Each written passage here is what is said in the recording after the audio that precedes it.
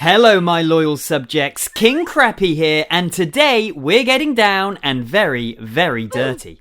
We're talking about the only job in history where you didn't need a crown to rule the kingdom, just a good grip and flexible hips, the royal courtesan. You weren't some uptight queen smiling through royal constipation, you were the one with real power, the kind that made kings skip council meetings for private diplomacy. You had gold on your wrists, sin on your breath, and you literally had the king by his crown jewels, and I mean that in the most literal way possible. Queens had to memorise which fork to use, you just had to memorise which position he liked best. Queens hosted tea parties, you hosted after parties. They practiced their royal wave, you practiced your royal ride. So tighten your corset, drop your morals, and step into a world where entire kingdoms were built and destroyed based on how good you were in the sack and how well you could handle some diplomatic penetration. And if you think this gig came with perks, wait till you hear chapter 1. Let's just say severance package had a very different meaning. Chapter 5. Bedroom Politics. Courtesan turned lust into legislation. You think being a royal mistress was about lace, pearls and gentle kisses?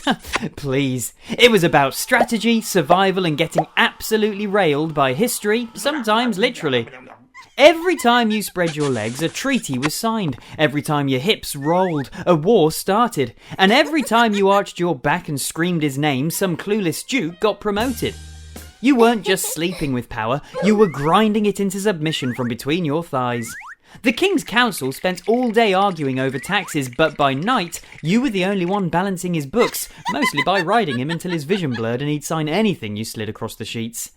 You'd bite his ear, squeeze your thighs around his waist, and suddenly England was funding another war just so you could get a bigger diamond.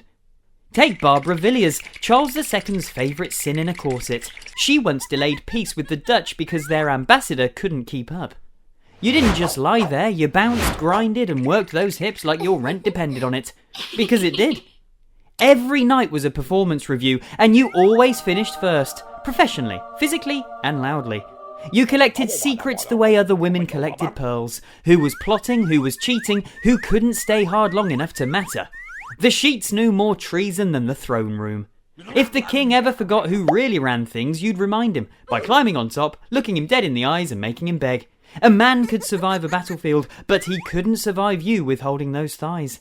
You smiled like a virgin, but you moved like sin, and you had the kind of dirt that could topple crowns.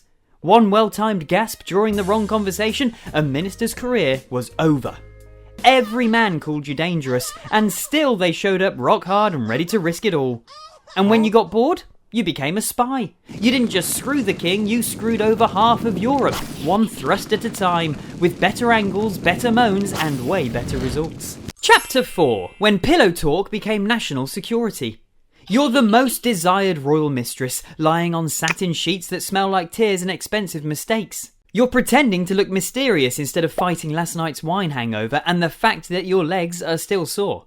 The king leans in, still sweaty from round 2, and whispers, "What do you think of the French?" You think he's talking about the pastries you had for breakfast, not international diplomacy, so you giggle and say, "They're soft, buttery, and go down smooth with wine." By sunrise, you've accidentally committed treason. Or espionage. Honestly, you're not sure which, but you apparently just started a political incident. From that moment on, your bed becomes the war room, except the only thing getting invaded is you. The French ambassador sends you perfume bottles with confidential notes stuffed in the cork. The Spanish baron sends you oranges, each one carved with a promise, a poem and probably syphilis. You smile, accept the gifts, and pretend to read the letters while using them as coasters. The real secret? You can't even read. But you've mastered the universal language of arched backs, breathy moans, and knowing exactly when to squeeze. Soon your sighs can delay treaties, your giggles can collapse alliances, and one well-executed cardio session could launch 1,000 ships, or at least one very motivated naval fleet. You're not just the king's side piece anymore, you're the entire intelligence department, except your briefs are lace and your debriefings happen on your back. Then the ministers catch wind of your influence. Suddenly you're being interrogated like it's CSI Versailles. Did you or did you not tell His Majesty to wear blue? Yes. Aha! Blue is the colour of surrender. You blink, utterly confused, wondering if they've all lost their minds or if they're just pissed they didn't get a turn to leak some intelligence in you. Next thing you know, you're under house arrest with nothing but the royal dogs for company. And honestly, they drool less than the courtiers and hump your leg with more dignity. But don't worry, my dear, around here, forgiveness is just one strategically timed sleepover away. And if you thought spying from the sheets was power, just wait until you hear about the luxurious life the royal courtesans actually lived. Chapter 3. The luxurious life, silk, scandal, and sin taxes. Being a royal courtesan wasn't all poison plots and pillow diplomacy, it was the luxury Olympics. Imagine the kind of life where even your hangovers had velvet curtains. You weren't just a woman, you were a national treasure with horrible taste in men. Your sheets weren't mere silk, they were embroidered with gold imported from Venice and washed in rosewater by servants who weren't even allowed to look directly at them. You slept in a bed so large it could host a council meeting, and sometimes it did. Your bathwater wasn't milk and honey, it was literal milk from alpine cows, scented with jasmine and stirred with a silver ladle like you were making royal soup. You soaked for hours while harpists played in the corner and perfumed candles made even sin smell expensive. Breakfast wasn't a meal, it was performance art. Strawberries in January, imported chocolate, champagne for hydration, and conversation so calculated it could move trade routes. You didn't just eat it, you strategized with every bite. Pearls or rubies, you'd ask, and wear both, one for elegance, one for political insurance. Your jewels weren't accessories, they were battle medals, each gifted after some victorious evening negotiation. Necklaces low enough to draw envy and eyes, corsets embroidered with gold thread tighter than any court alliance, gowns stitched by Parisian hands, trembling under royal commissions. When you entered a room, courtiers stopped breathing, ladies clutched their pearls, not because they were scandalised, because yours were bigger. The king adjusted his crown and the queen adjusted her patience. Your chambers weren't bedrooms, they were empires of excess, velvet drapes, ivory combs, gold-framed mirrors taller than your self-worth, and perfumes so rare even the Vatican wanted samples. Your vanity table alone could have funded a small war, and often did. But every empire falls, and yours ended the moment the queen decided to stop smiling and start sharpening her halo. Turns out she didn't need lace or legs to destroy you, just one whispered prayer and a blade of jealousy sharper than your tongue. Chapter 2. The Queen's Revenge. You're halfway through your morning wine, affectionately dubbed emotional support grape juice, when a servant leans in with a conspiratorial whisper. Her Majesty requires your company. It means she's either plotting to send you to the gallows or reminding you who truly wears the crown in bed. Because, let's be real, she loves a good power play, especially when it involves a little bedroom wrestling. So you strut in, dripping with pearls and perfume. The queen greets you with a smile so sharp it could slice glass, and maybe your throat, if you're not careful. Cake? She asks sweetly, which in royal parlance means, let's play a fun little game of guess the poison while I watch you squirm like a freshly caught fish, desperate for a way out. You take a bite of the cake, soft, sweet and suspicious, like a one-night stand that could leave you with more than just a hangover. She praises your gown, your grace, and your dedication to serving the crown. Rich, coming from her, considering how you've been serving it up in various positions.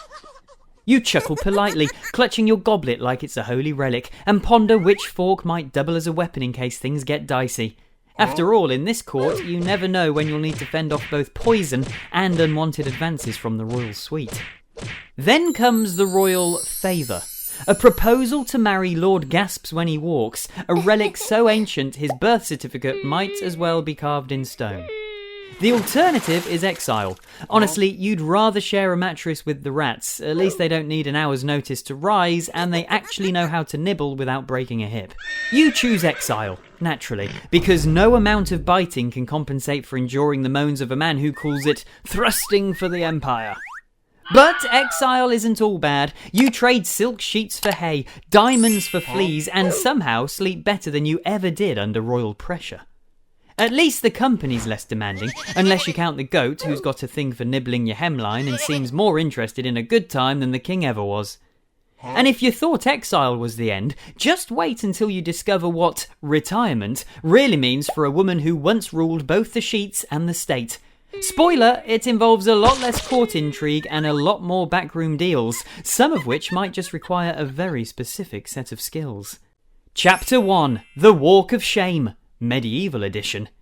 You wake up to church bells tolling, declaring repent rather than rise and grind. The good news, you're still alive. The bad news, you're today's entertainment, and not the kind they'd pay to see. More like the kind that has them hurling tomatoes while they shout, "More! More!" like it's a drunken night at the tavern. Apparently, exile comes with a complimentary parade, and you're the main attraction. They strip you of your jewels, your perfume, and every ounce of dignity that wasn't already left behind on the king's pillow. But don't worry, they let you keep the shame, and it looks fabulous on you. Nothing like a little public humiliation to really bring out the sparkle in your eyes. Barefoot and wrapped in linen thinner than a royal excuse, you're paraded through town like a prize pig at a county fair, complete with a hearty dose of public scrutiny. Half the crowd throws rotten vegetables, the other half squints to see if the legends about your 2 royal assets were true. By the time it's over, you smell like a salad someone left out during a joust, rancid and regrettable. But something stirs within you. Not guilt, not shame, but something far naughtier. Because deep down, you know this isn't the end. It's just the beginning of a very dirty adventure. One that might involve more than just some playful frolicking in the hay. And there you have it, my loyal degenerates, the glitter-drenched, scandal-soaked circus that was a royal mistress's life. A career with diamonds on the neck, daggers in the back and diseases in between. So tell me, my subjects, would you survive the Royal Lust Olympics or tap out before the second round of Hide the Air? Drop your confessions in the comments and remember, like and subscribe, that's not a request, it's an order from your King Crappy.